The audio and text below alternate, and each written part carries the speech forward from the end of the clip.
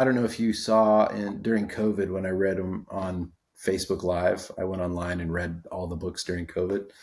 Oh And it wow, no, I was missed the that. first time it was so fun because every night at 7 o'clock for 30 minutes or so, I would start the Huh. live stream. And I mean, it was this crazy amount of people who were stuck at home with their families that Hmm. we felt this real connection with all these people while I was reading the stories. But it was the first time I had read the stories since I had written them, which was almost 20 Hmm. years earlier, and and I felt the same thing while I was reading On the Edge. I was like, I can see what I'm trying to do here, and it took a minute, but then by the time I got to book three, it kind of felt like I was reading somebody else's book.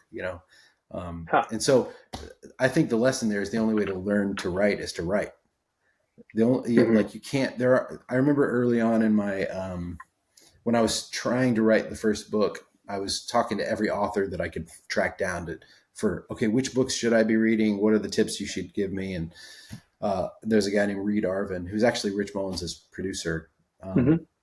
has wrote a few books, and I sat down with him and asked him which books I should read, and he kind of laughed and he was like, "You should throw away all of the books on writing and spend all of that time writing.